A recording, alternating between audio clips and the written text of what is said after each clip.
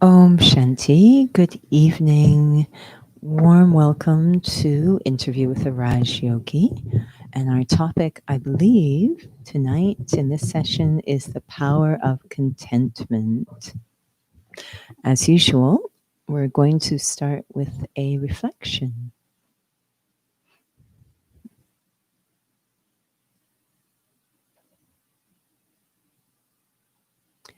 Sitting comfortably,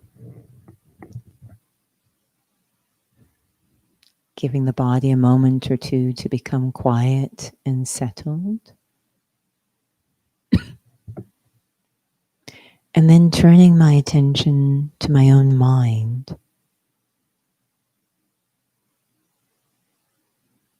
Some call the mind the monkey mind, constantly jumping around, racing around, wandering around, seeking something.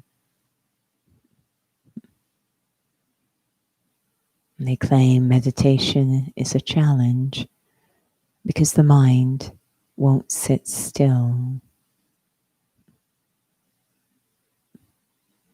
And so rather than trying to control my mind with very caring feelings, loving feelings, the feeling to understand, I watch my mind. I watch where my mind wanders to. Does it wander to activity? Does it wander to people, relationships, unresolved issues? Where does my mind wander? And to appreciate my mind is wandering because it's seeking something. Places it's become very familiar, almost addicted to, but seeking something. This pleasing of the mind.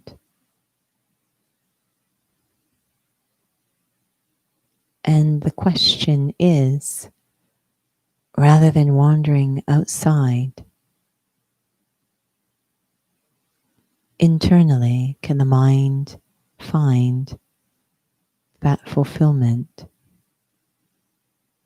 What it's seeking, can it find it inside? And if the mind becomes content from the inside, would it naturally stop wandering?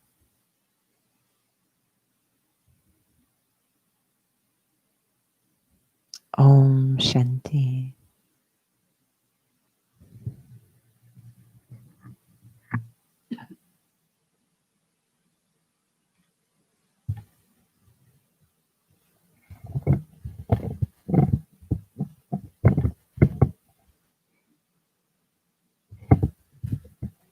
Om Shanti, welcome to Interview with the Raj Yogi. A lovely reflection, actually, to perhaps start with this topic. I realized, which I already anticipated, I feel should be two parts because there is the what and then there's the how. And the reason why is the what so important, I suppose, is because perhaps maybe a part of tonight's session is really why is it so important in terms of the what and why. And then, of course, the how is something we want to address. But sometimes some hear the word contentment and they actually think of settling. I've heard that quite a few times.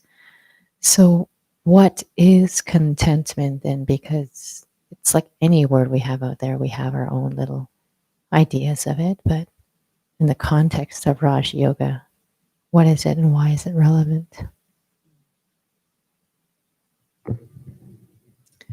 During meditation, there was two phrases that were coming into my mind a lot. One was, and this isn't specific to Raj Yoga, there's many spiritual paths, religious paths that have explored this idea that what is the cause of sorrow or unhappiness, and the idea that it's unfulfilled desires. So these spiritual paths that basically seek to overcome desire as the foundation of happiness. And it makes sense that if I'm very constantly wanting, then I will never really be happy. I'll always feel unfulfilled. And so there's a definition of contentment that it's not so much getting everything I want, because that's not possible. As long as there's wanting in the soul as a driving force, so even if I get one thing, I'll always want something else. So I have the latest iPhone, I want the next grade up. I'll never, with wanting, trying to fulfill all my wants, that's not possible. But to become free from desire, it's a very different thing we're talking about, becoming free from desire. It's not that I have all my wants fulfilled, that's not possible, but to become free from wanting at all is really what contentment's about. So it's overcoming the source of sorrow is what contentment explores. And the other phrase I was thinking about was rest your mind in me. So this is the idea of God talking to us, saying, rest your mind in me. And looking at what the soul does want. So we talked earlier about if I want, and that other form of wanting is all about wanting things outside in the physical realm. So to become free from want will never happen through physicality. I need to look at spirituality, and the source of spiritual attainment is one being, God. So rest your mind in me. It's basically come to me to be fulfilled. And, it's quite interesting if we think about it in a very basic way, that if a child comes to you and they're hungry and you give them a toy, that doesn't make any sense. And yet that's really our whole. So the child keeps wanting, but if I can actually fulfill what the child is looking for, that fulfillment, then all wanting will end. So when we say an end to wanting, the problem is we are wanting the wrong things, and we keep wanting more and more of the wrong things. To fulfill, to stop all wanting, fulfill the soul, I need to look at spirituality. It's actually spiritual attainment that the human being is seeking, and that comes from a very specific source. So clarifying what those desires are about and how to fulfill them, contentment, and then the sorrow will end. There's, for those who've taken the course, you're aware that the first session is soul consciousness.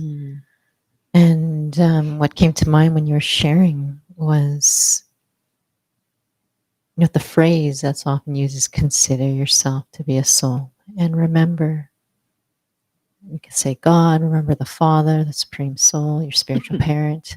But that first part, consider yourself to be a soul, it seems like there's a lot of layers to that in terms of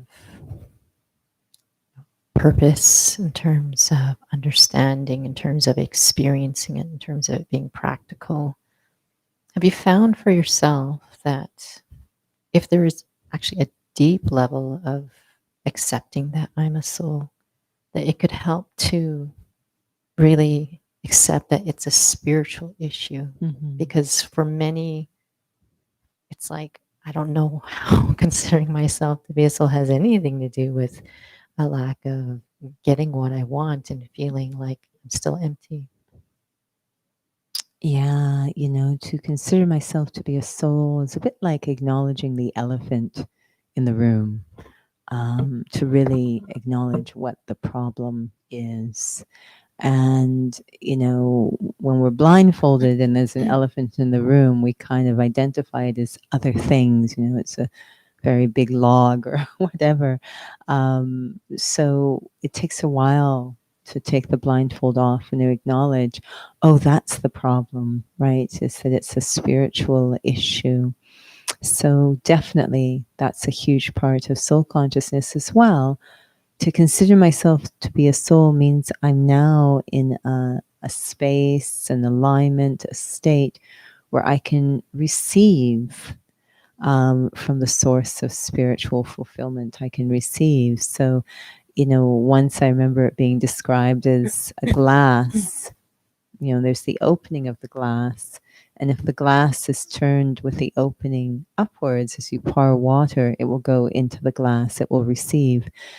But if the glass is upside down, so the opening is not available, yes, it will for the moment experience the coolness, but it won't actually go in, it won't receive. So I need to be in a state that I can actually receive the deep thing that I am seeking. Soul consciousness really acknowledges what is it that we're actually looking for. And if we are quiet enough, even without the language of, if I'm quiet enough, I will be able to start to really acknowledge the elephant in the living room, really acknowledge what is it I'm looking for? What is the very seed or source of my angst, if you will, or my sorrow? I will be able to kind of sort it out myself. Many have, even without hearing soul consciousness. They'll say, yeah, no, ego's a problem, desire's a problem. They get that far. But now what to do, as you said, the how. I need soul consciousness to be receptive to the solution. Now, we've touched on this a lot, but I feel it's always relevant.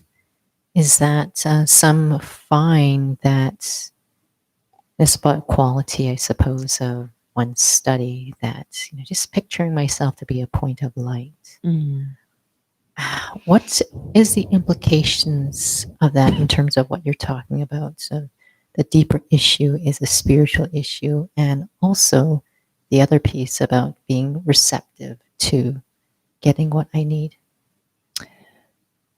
It's really putting us into a state where we can detach from all the things, the desires that are pulling us. So, one way I think of it is putting one in a zero gravity situation. The example that often comes to mind is, when someone has an injury and or mechanical problem, some in the body, that often we want to put them into a zero gravity situation as part of the healing so they don't keep re-injuring, going back into the same old mechanics.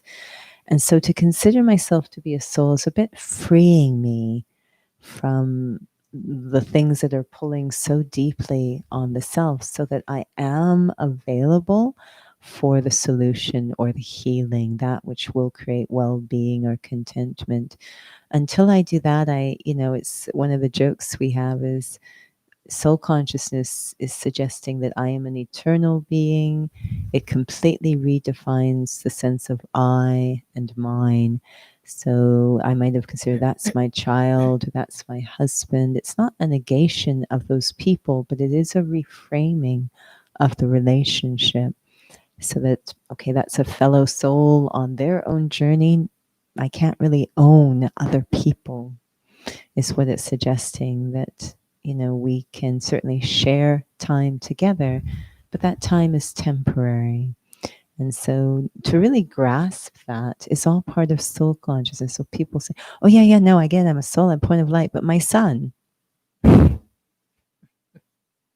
which suggests it's not. So the point of light can be deceptive even.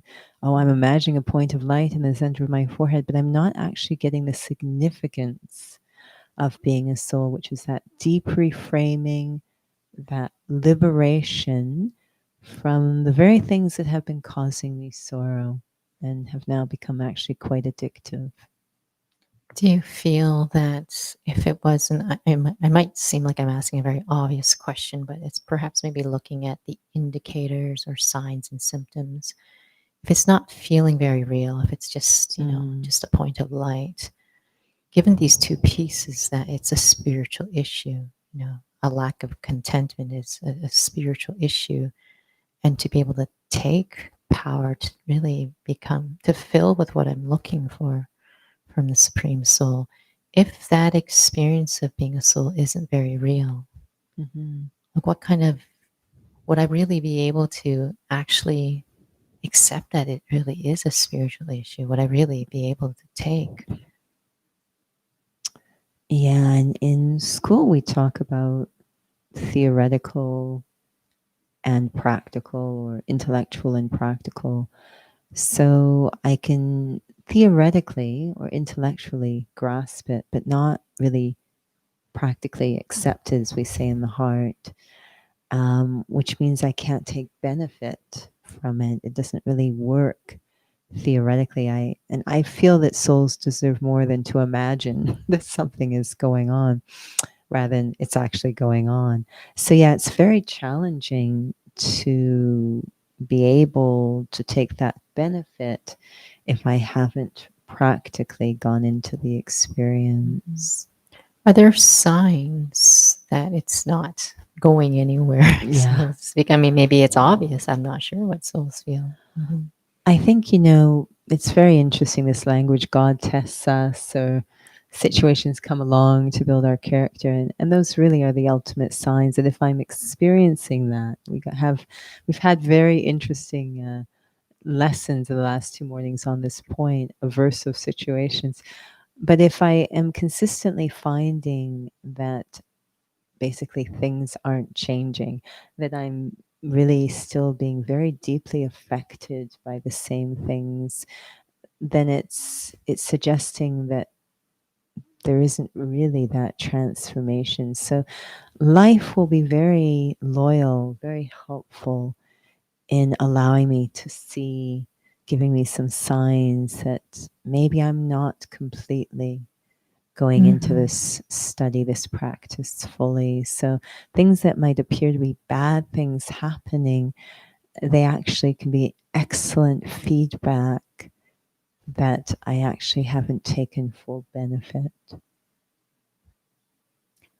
Now, the reason why we had chosen this topic is with just the current times, but even before these current times of the pandemic, I think often some would feel that spirituality isn't relevant until a crisis happens. Mm. So a part of it, because we are basically having an overlap of how and what is contentment, but why is contentment so important? Mm. When it's this conversation of crises seems to be a little bit late to have to address that something inside has to change. Mhm. What's so important about contentment?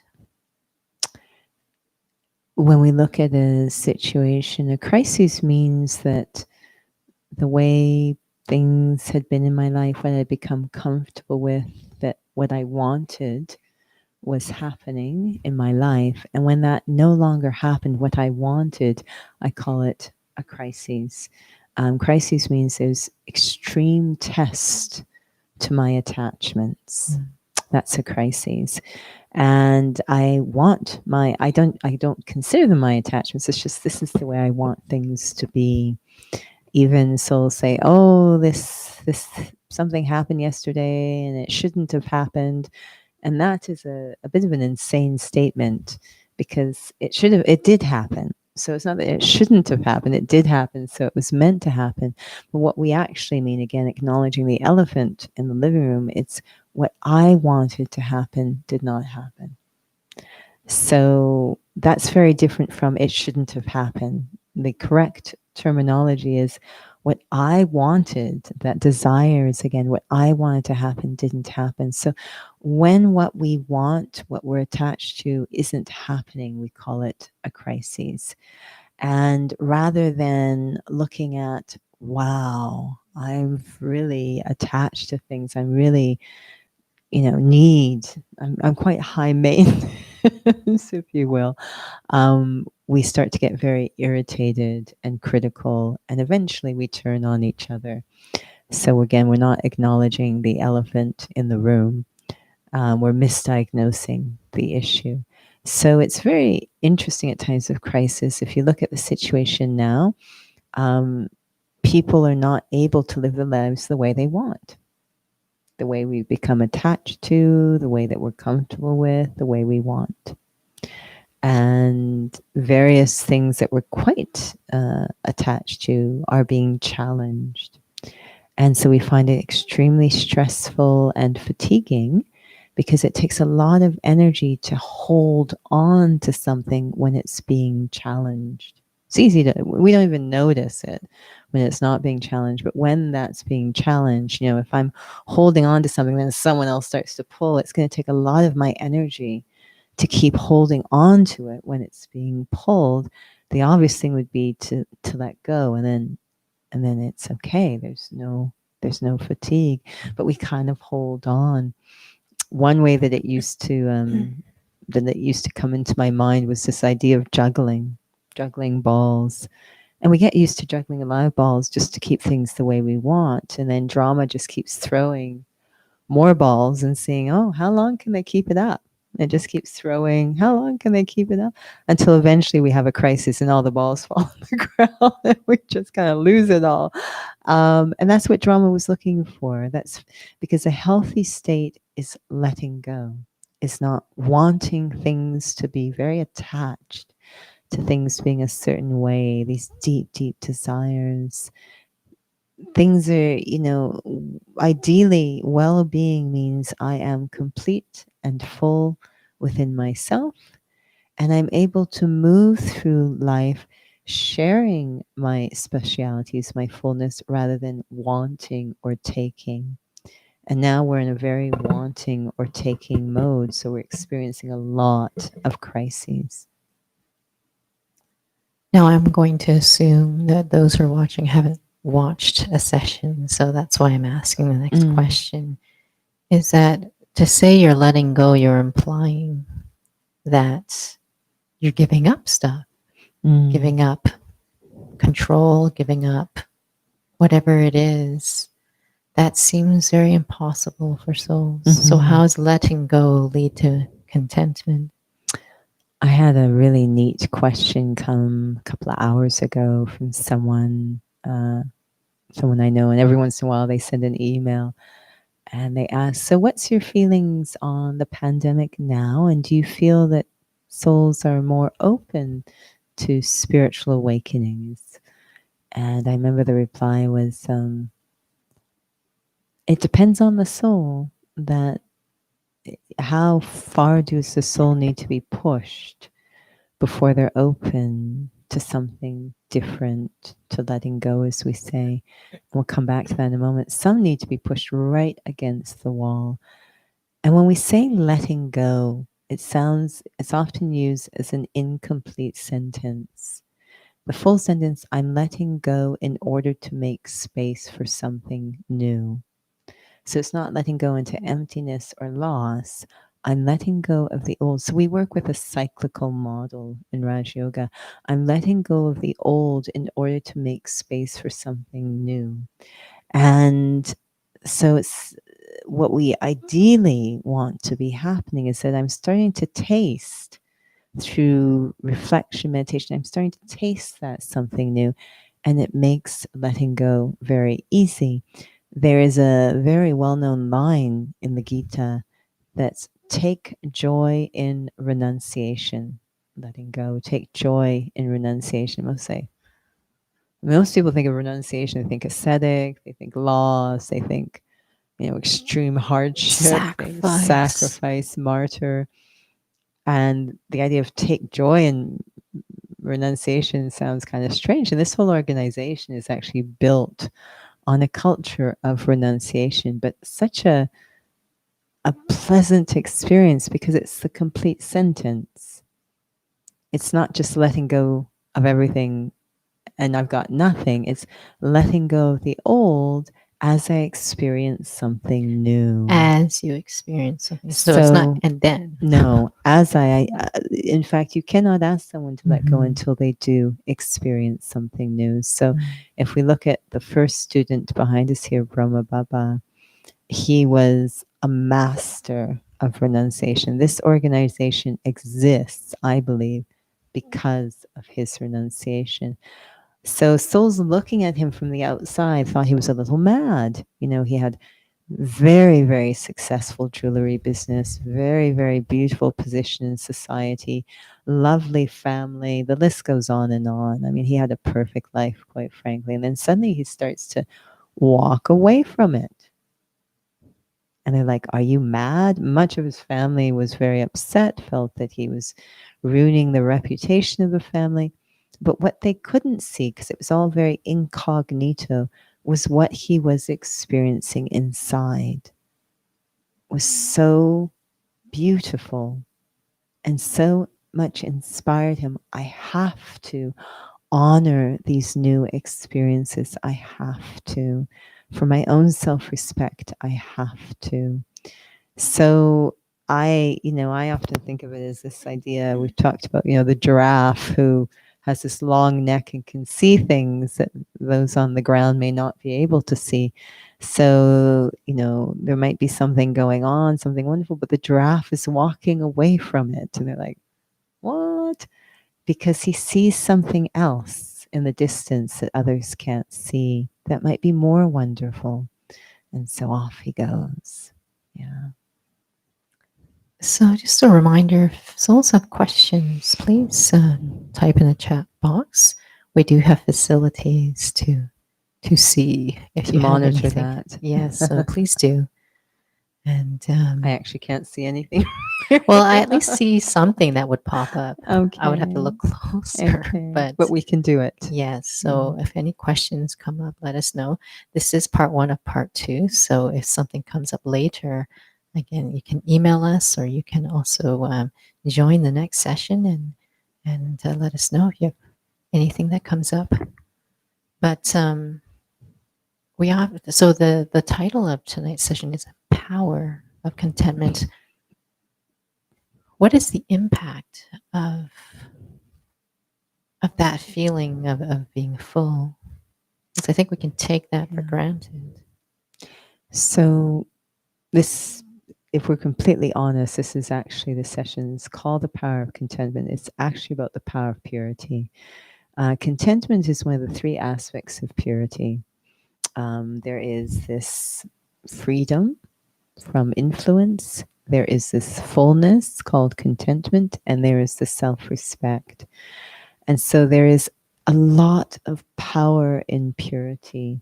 And power, when we use the word power, we're meaning a force for benevolence, for benefit, for something good to unfold, a win win for all. Not again what I want to happen. This is very different. But just whatever happens, I don't need to know what it is, but whatever happens, I know will be benevolent if there are content feelings as I engage in it. So I'm coming into it's a power because I'm coming into it without wanting anything. I'm already good. Mm. I remember being very young, little children, they're very happy and light, and then they might happen to be dancing, right? But they're happy and they happen to be dancing. But then something happens along the way, there's identity issues, etc. And later on, it's dancing makes me happy. So it's a complete change of energy. So to be able, so full and content, so I'm not taking. Again, that taking is an energy that actually destroys things, doesn't create benevolence. And so to be able to come to things very full and content, that energy of not taking, of leaving people alone in your head, of allowing situations to unfold and cooperating with benevolent outcomes. This is a beautiful way to go through life, and it certainly takes a lot less out of us. It's automatic happiness. So the human spirit has an intrinsic capacity for goodness. It's got many, many specialities, but they're completely not being tapped into because I'm so busy looking outside for attainment rather than recognizing and cultivating and nurturing the treasures within. So contentment means I'm operating more from the inside out, from a bestowing perspective, which creates that beautiful world that we're so desperately seeking. Since you're already talking about that, I'll hold off on my question and just um, follow up with what you're sharing, because I was going to ask, um, what is the impact of that on others? And because we just try so hard to please others, try to control situations, control others. And again, a part of this session is that we often take for granted, just, focus on fixing yourself, in the right way, in a nonviolent way. And perhaps maybe we have some skewed ideas of the aftermath, the outcome of that. Mm. Yeah, it's almost as if we are going in the opposite direction towards, in the pursuit of peace and happiness, well-being. We're almost going the opposite way. It's the pull of, again, old habits that we can't let go of. So we tend to just try harder at old things, even though they're clearly not working. But for lack of options, we just keep trying harder. And it really requires our back be against the wall to say, you know what, I can't do this anymore. And being open to something new, and then starting to develop trust or faith in that new thing as we experiment with it. So it's really, again, there's deep faith in the human spirit that that will happen at the right time for each soul, that every soul is capable of this flip or this transformation. And it happens at the right time. Yeah. It's one thing that we do cover in the Raja Yoga foundations is our identity as souls, that we do take rebirth. So we do have habits. Habits are not very helpful as we try to get ourselves back again. And one of those habits is maybe fake it till you make it, or just trying really hard, or controlling yourself inside. Have you ever noticed if it's possible to just try to create a feeling of contentment? Yeah. Again, really feeling souls deserve the real thing. But yes, it might be that I'm just trying to until, but the point is that if I'm doing that approach, I still have to check that I don't become deceived by what I'm doing. Which is the point of the question. Yeah, which is I'm aware that I am faking it, but until I make it. I won't make it if I'm not still applying the method. So I'm aware that I am kind of acting this way, but meanwhile, I'm also actually doing the accurate practice that I need to do for the real thing to happen. So as long as I'm aware of what I'm doing, it's okay. But if I'm faking it and I somewhere along the line think, no, I've got it going on, but I'm still faking it, that can be a problem. But yeah, absolutely. I know I think we've all sort of been trying to buy time until our efforts kick in. We just kind of, we might be with someone who, this is odd language, but we find it's a bit, the course goes into why we might find someone challenging. It's nobody's fault, actually, but we might find a particular person challenging. And so we will make, it's quite sweet, we will make that effort to get along with that soul, but internally, we're still feeling there's a little bit of bristliness, but externally I am making that effort, and the other soul can probably feel that whole thing that you're making effort, but you still have some odd feelings. They'll pick up the mixed vibration, but they'll appreciate that you're making an effort. And you're doing that until you're meanwhile on the side, you're practicing Raj Yoga genuinely, And eventually it will become authentic. Hmm. It will be effortless. There'll be no other, that there'll be complete transparency. It's interesting because you reminded me of a question that came up during the reflection, actually, when you were talking about, at least know that you're faking it. But during the reflection, you were sharing about being able to watch. Mm-hmm. And so the question that came up is there power that's required to watch? To be able to have that kind of neutrality, because usually cases, if you know you're faking it or you know that you're trying to control it, you can get quite frustrated with yourself. Mm-hmm. And so even this detached observer, that is such a loaded term. For I have heard it Mm-hmm. the gamut under the sun in terms Mm-hmm. of what that means. But power to be able to watch yourself with that lightness, that entertaining sort of feeling. Mm-hmm. I think, I remember so often I've been in this spiritual study, and I have complete faith because of what I've seen within myself.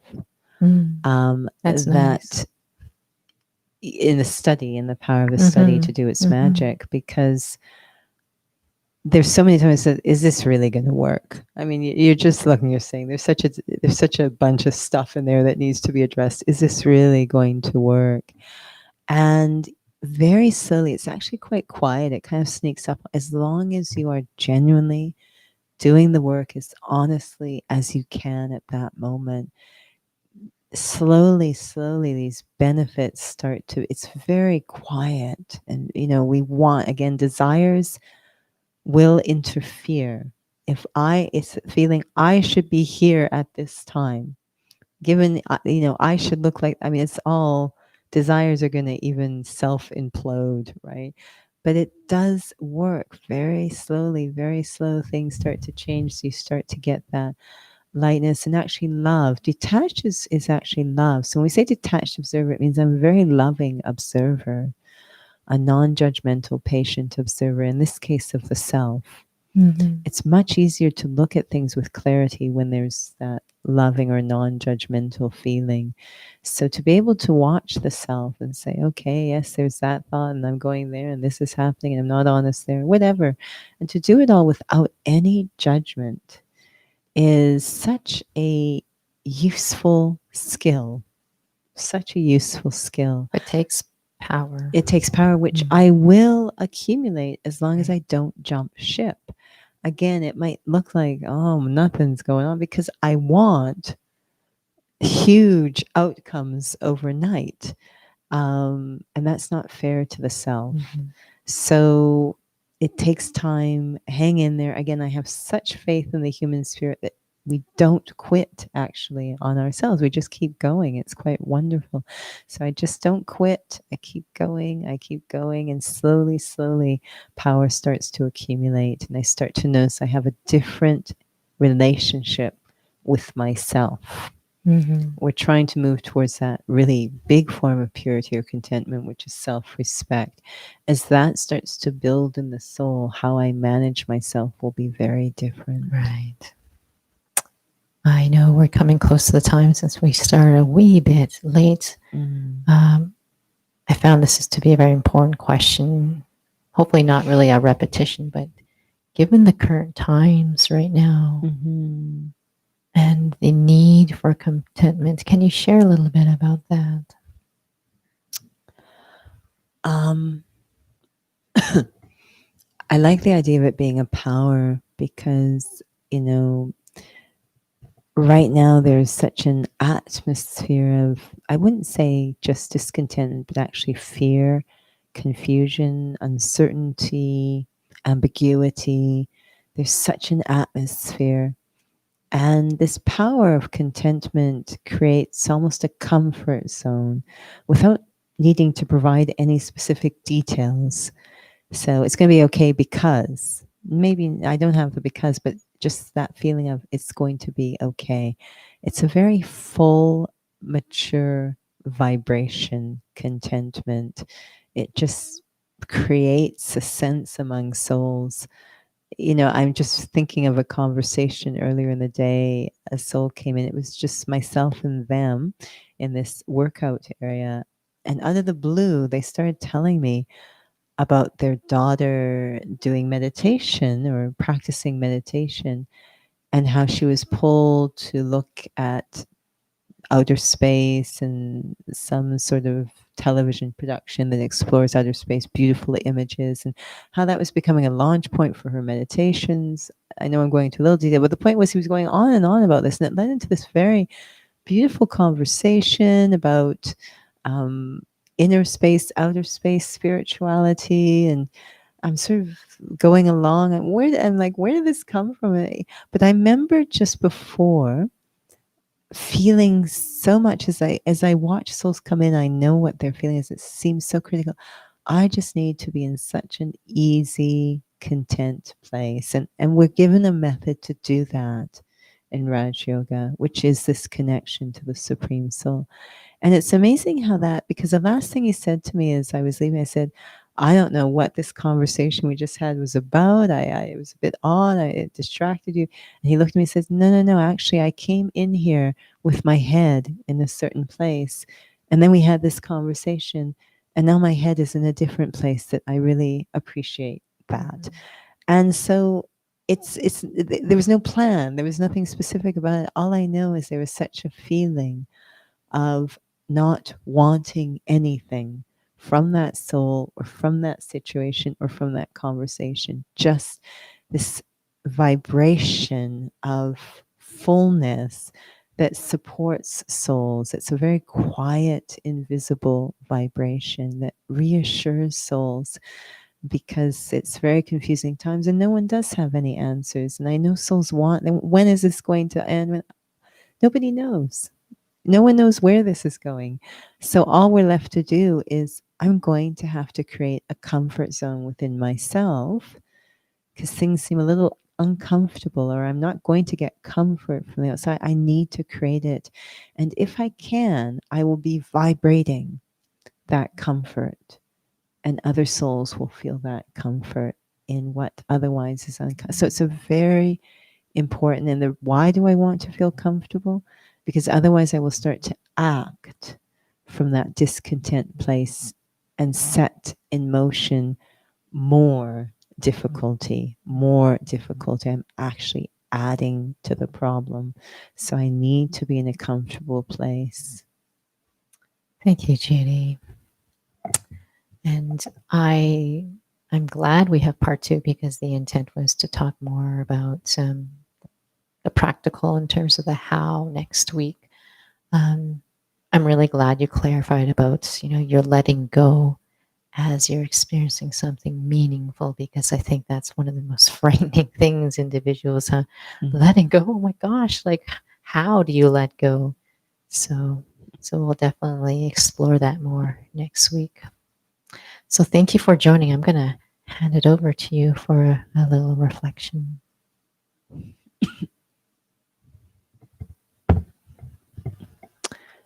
I imagine that the space of my mind is like a bowl, a vessel. And sometimes that vessel, that bowl, can become empty or filled with troubling, worrisome thoughts, which are like being empty. And so as I sit here, I go deep inside. Every human soul has deep within a reservoir of peace. And I tap into that reservoir of peace, as if peace is like water. And that water of peace begins to flow into the bowl of my mind, feeling that coolness of peace flowing into the mind, filling up the bowl of the mind, cooling the mind down, slowing the mind down, washing away the clutter, the unnecessary, until my mind is full of the water of peace. And this is a point where my journey can begin. When my mind is cool, calm, patient, I can begin to see myself in a different way and understand truly what I need to be fulfilled. As if the mind becoming content will help me in moving towards contentment. Om Shanti.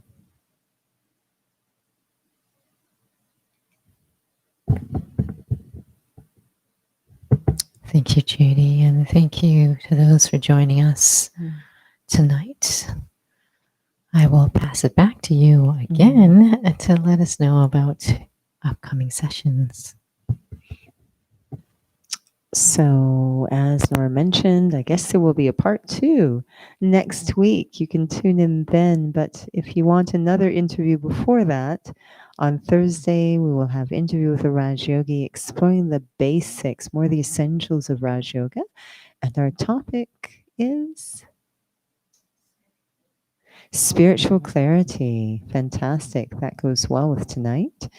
So, spiritual clarity on Thursday. And again, we really encourage you and invite you, if you have anything you want to ask or add to the conversation, feel free to send us an email. We'll be happy to explore that. And drop-in meditation will be before that on Thursday, 6:45 to 7:30. And then on Sunday, we will have our full hour. Will we? I hope so. I hope we do. Our full hour of meditation. Stay tuned. 6:30 to 7:30. Thank you for joining tonight. Om Shanti.